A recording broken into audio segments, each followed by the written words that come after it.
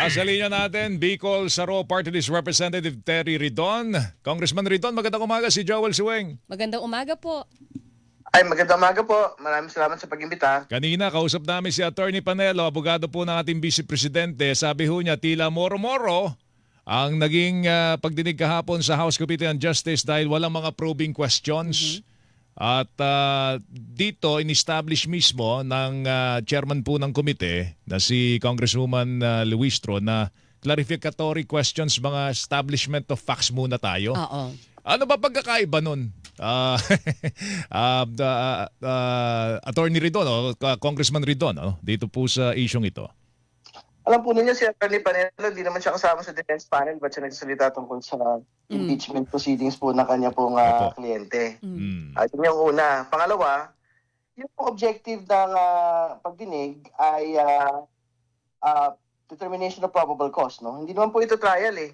Hindi ba? Opo. So bakit po magkakaroon probing questions? Bakit po magkakaroon ng cross-examination? So ibig sabihin, ang mga tanong lang po, clarificatory. So ang standard po niyan, dapat ang mga tanong, nakabatay lang po doon sa mga sinumite sa dokumento, sinumite po mga affidavit. So ibig sabihin, pagka lumagpas ho doon sa affidavit, lumagpas ho doon sa dokumento, talagang binabanggit ho ng atin pong chair. Hindi ba? And more importantly, pwede naman i-subject to a vote. Pagka halimbawa, challenge nung pinagsabihan na that is a probing question. Sa totoo lang, pwede yung i-challenge to a vote po yun in the committee. Pero wala naman nung nangyaring ganun. So, hindi yung totoo yung sinasabing moro-moro ni Paolo Panelo.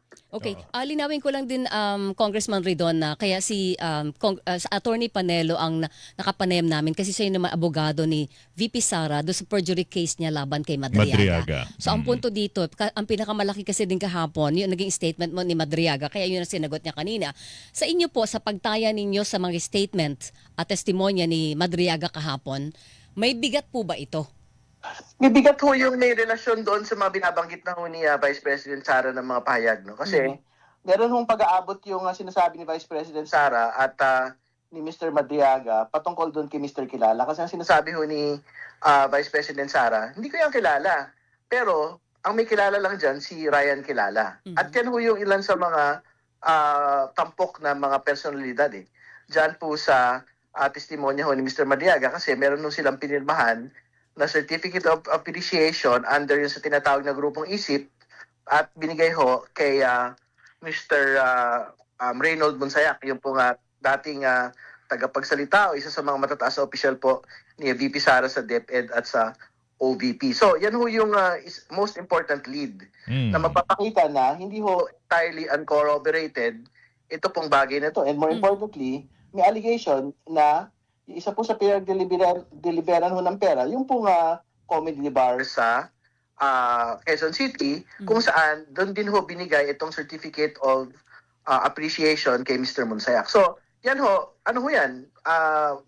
Hindi yan uncorroborated testimony. Pwede hong isubject yan to further inquiry. If that, Kasi si Mr. Kilala, pwede siyang itanong, ano bang kwento nito? Ipapatawag po ba siya? Magkakasama. yun nga, Ipapatawag po ba si Kilala? Si Kilala at saka si Monsayak. Oo.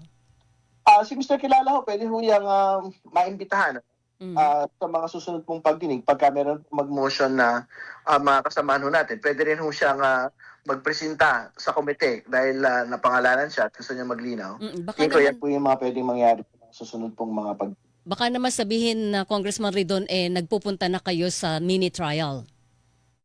Hindi naman po. Kasi, siyempre, kung ito po ay relevant na banggit doon sa affidavit, tingin ko naman ho, dapat ho mabigyan ng pagkakataon, no? Kung sino man ho yung mga nabanggit. Clarificate kung meron ho pag-reject ho doon sa ilan sa mga detalye po ng affidavit ng isang sumampa sa amin pong pagdinig. Okay. Yung mga lumabas ba kahapon na sinabi ni Madriaga, yung mga larawang kanyang pinakita, may mga video pa. Ano ba yun? Does that establish na merong ugnayang personal si VP Sara at si Madriaga gaya nung sinasabi ni Madriaga, tinatanggi naman po ni VP? Well, kailangan natin bagitin yung binanggit po ng ating Pangulo sa kanya pong complaint no, ng perjury kay Mr. Madriaga. Ang sabi niya, hindi niya kilala si Mr. Madriaga at wala silang personal at professional na relasyon. So, tingin ko yung pong relevance ng pong mga litrato at video na pinakita para ipakita doon sa pagdinig na hindi totoong totoo. Na hindi niya kilala si Ramil Madriaga at wala silang kahit anong ugnayan. Tingin ko yun yung punto ng mga video at ng mga litrato po na yan. Kasi sa totoo lang, kung talaga wala silang ugnayan, kung meron silang kahit paano may ugnayan, dapat yung binanggit ng atin pong pangalawang Pangulo sa kanya pong complete affidavit. No? Kasi ang ibig sabihin ho nun, meron siyang ilang bahaging tatanggap. Hindi Okay. ba?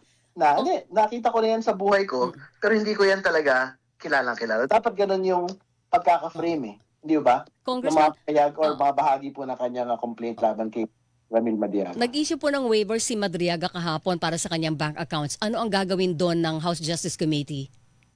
Pwede yung mag-ugnayan sa AMLC, no? Yung pong House Justice Committee para magtingin kung meron nga akong mga covered transaction reports at suspicious transaction reports.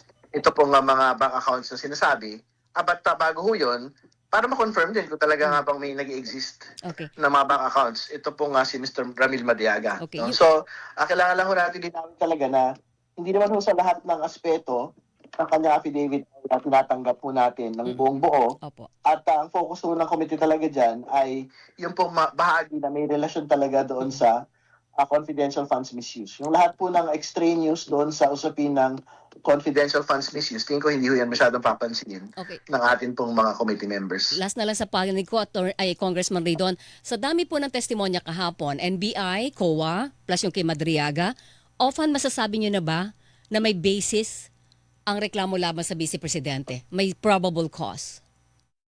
Yung sa confidential funds misuse, so kahit tanggalin po yung Madriaga affidavit, sa totoo lang, yung pong sinasabi ng NBI na minanufacture lang ho ng ilang tao yung mga pirma, yung pong sinasabi po ng PSA na hindi ho talaga totoong tao, sina Mary Grace Piatos, Milky Sikuya at iba pang mga tao. At panghuli, ito yung pinakamabigat din ho talaga, yung developing story nung finality po ng COA Notice of Disallowance no, sa level po ng Commission and Bank, mabigat ho yun kasi nakatali na ho yung Vice President doon. Pinapasoli na ho siya ng 73 million doon po sa confidential funds po ng 2022. Hindi Alright. ba? So, even if we take out the Madriaga affidavit, titindig na Doon po pa lang yung meron na. May confidential funds probable cause na. issue. Alright. Kong, salamat sa oras. Good Mag-ingat morning, ka. sir. Thank you. Magandang umaga, maraming salamat. Bicol Saro Party List Representative Terry Ridon, member ng House Justice Committee. Sinihilingan, walang pinopro